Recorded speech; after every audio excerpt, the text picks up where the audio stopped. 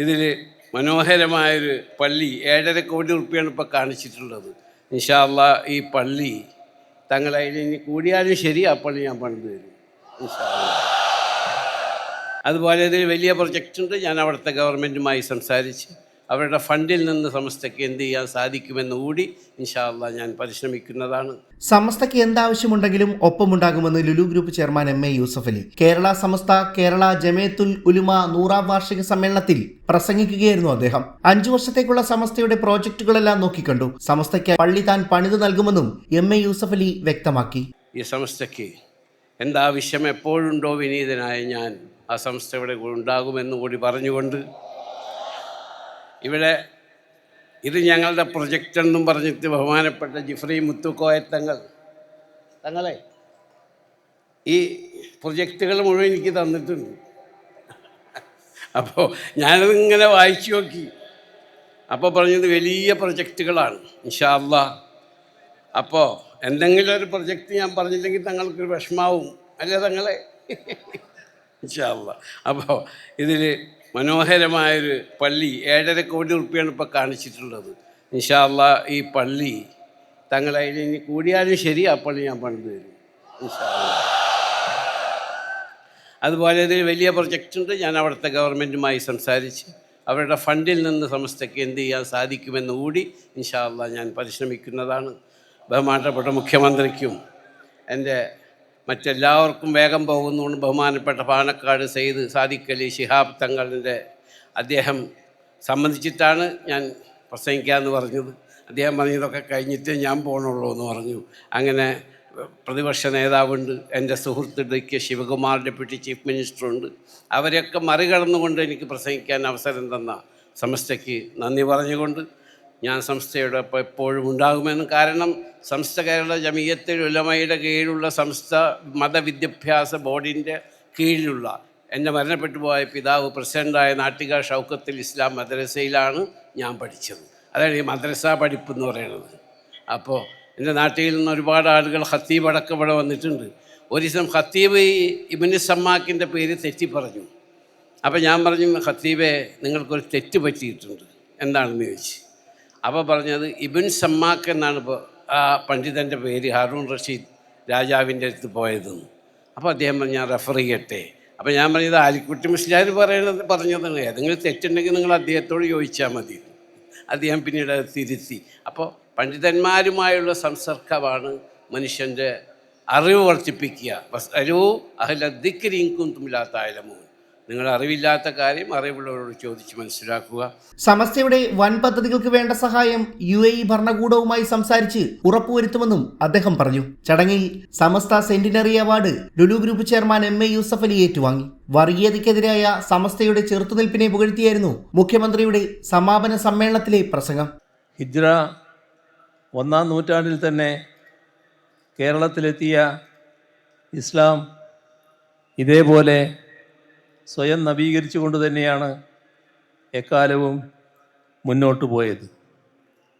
മാലിക് ഇബ്നു ദിനാറും മാലിക് ഇബ്നു ഹബീബും മറ്റും അതിൻ്റെ നായകരായി.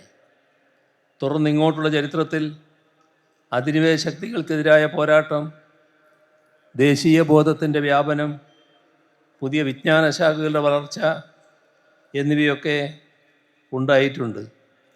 അധിനിവേശ വിരുദ്ധ പോരാട്ട ഭൂമികളിൽ ഹിന്ദുക്കളെയും മുസ്ലിമുകളെയും ഒരുമിച്ച് അണിനിരത്തിയ ചരിത്രവുമുണ്ട്. ഗാന്ധിജി നിസ്സഹകരണ പ്രസ്ഥാനം ആരംഭിക്കുന്നതിന് മുൻപേ മമ്പുറം തങ്ങൾ നിസ്സഹകരണ ഫത്വ നൽകിയിരുന്നതായി ചരിത്രത്തിൽ കാണാം. അത് വിശദീകരിക്കുന്ന ഗ്രന്ഥത്തെ അധിനിവേശ വിരുദ്ധമാണെന്ന കാരണത്താൽ തന്നെ കളക്ടർ കനോലി സാഹിബ് നിരോധിച്ചതും ചരിത്രത്തിൻ്റെ ഭാഗമാണ്. ഇതിൻ്റെയെല്ലാം തുടർ പാരമ്പര്യം ഉൾക്കൊണ്ടുകൊണ്ടാണ് 1926 സമസ്ത കേരള ജമിയത്തുൽ ഉലമ രൂപീകരിക്കപ്പെട്ടത്. ആ സമസ്തയാകട്ടെ ഭീകരവാദത്തിനും തീവ്രവാദത്തിനുമെതിരെ വിട്ടുവീഴ്ചയില്ലാതെ നിലകൊണ്ടു. വിശ്വാസ സംബന്ധമായ പരിഷ്കരണങ്ങളിൽ പോലും പ്രകോപനരഹിതമായി മാത്രം പെരുമാറി. അതെല്ലാം നമ്മുടെ മതനിരപേക്ഷതയുടെ സംസ്കാരത്തെ വലിയൊരളവിൽ ശക്തിപ്പെടുത്തി. അതുകൊണ്ട് തന്നെ ഒരു നൂറ്റാണ്ട് പൂർത്തിയാക്കുന്ന വേളയിൽ സമസ്തക്ക് ഇതിൻ്റെ എല്ലാം കൂടെ സഞ്ചരിക്കുകയും നേതൃത്വം വഹിക്കുകയും ചെയ്ത ഒരു സംഘടന എന്ന നിലക്ക് അഭിമാനിക്കാൻ ഏറെയുണ്ട് എന്നാണ് വരുന്നത്. മതനിരപേക്ഷ ശക്തികൾക്കൊപ്പം നിന്നുകൊണ്ട് മാത്രമേ വർഗീയതയെ ചെറുക്കാൻ കഴിയൂ എന്നും വർഗീയതക്ക് വർഗീയതയല്ല മറുപടി എന്നുമൊക്കെയുള്ള സമസ്ത നിലപാടുകൾക്ക് വർത്തമാനകാല സാമൂഹ്യ അന്തരീക്ഷത്തിൽ വലിയ പ്രസക്തിയാണ് ഉള്ളത്. നമ്മുടെ രാജ്യം അതിൻ്റെ ചരിത്രത്തിലെ ഏറ്റവും വലിയ രാഷ്ട്രീയ പ്രതിസന്ധികളിലൂടെ കടന്നു പോകുന്നൊരു ഘട്ടമാണ്. ഇന്ത്യയുടെ ബഹുമത ഘടനയും ബഹുസ്വര സാംസ്കാരിക പൈതൃകവും തകർക്കാനുള്ള നീക്കങ്ങൾ ഇവിടെ നടക്കുന്നു എന്നത് ഗൗരവമായി കാണേണ്ടതുണ്ട്. ഒരു മതം, ഒരു ഭാഷ, ഒരു സംസ്കാരം, ഒരു ഭക്ഷണ രീതി, ഒരു വസ്ത്രധാരണ സമ്പ്രദായം എന്ന നിലയിൽ ഇന്ത്യയെ അതിൻ്റെ വൈവിധ്യം തകർത്ത് ഏകശിലാരൂപത്തിൽ വാർത്തെടുക്കാനാണ് ശ്രമം നടക്കുന്നത്.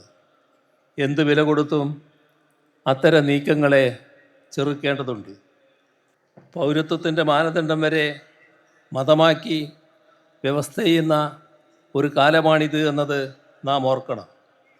നമ്മുടെ പൗരത്വത്തിന് മതം മാനദണ്ഡമാക്കുന്നത് ഒരു തരത്തിലും അനുവദിക്കാനാവില്ല. പൗരത്വത്തിൻ്റെ പേരിൽ ചിലരെ മുദ്രയടിച്ച്, പ്രത്യേകം ചില മുദ്രയടിച്ച് ജയിലിലാക്കണമെന്ന തിട്ടൂരം വരെ ഇറക്കുന്നു. ഇവിടെ നാം കാണേണ്ടത് അത്തരത്തിലുള്ള ഒരു നടപടിയും സ്വീകരിക്കാത്ത ഒരു നാടായി കേരളം നിലനിൽക്കുന്നു എന്നതാണ്. സമസ്ത കേരള ജമിയത്തുൽ ഉലമയെ സയ്യിദ് ജിഫ്രി മുത്തുക്കോയ തങ്ങളെപ്പോലെ സമുന്നതനായ ഒരാൾ നയിക്കുന്നു എന്നത് പ്രത്യാശ പകരുന്ന കാര്യമാണ്. കാലം ആവശ്യപ്പെടുന്ന ദൗത്യം നിർവഹിച്ചുകൊണ്ട് സ്വന്തം വ്യക്തിത്വം ഉയർത്തിപ്പിടിച്ച് മുന്നോട്ട് പോകാൻ സമസ്തക്ക് കഴിയട്ടെ എന്ന് ആശംസിക്കുന്നു. 100-ാം വാർഷിക ആഘോഷത്തിൽ സന്തോഷപൂർവ്വം പങ്കുചേരുന്നു. അടിച്ചമർത്തപ്പെടുന്നവരുടെ വർഗമോ ഭാഷയോ ദേശമോ നിറമോ വിശ്വാസമോ ഒന്നും നമുക്ക് പ്രശ്നമല്ല. ഇരകൾക്കൊപ്പമാണ് എപ്പോഴും നിൽക്കേണ്ടത്.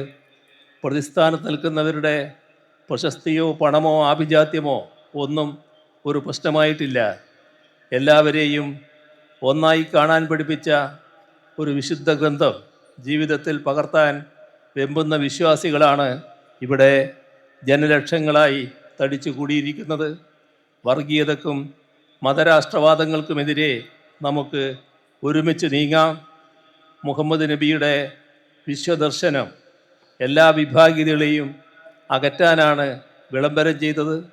മതമൈത്രിയും സൗഹാർദ്ദവും ഊട്ടി ഉറപ്പിച്ച് നമുക്ക് മുന്നോട്ട് പോകാം. 5 ദിവസം നീണ്ടുനിന്ന ക്യാമ്പിൽ 5 വർഷത്തേക്കുള്ള പദ്ധതികൾ രൂപം നൽകി.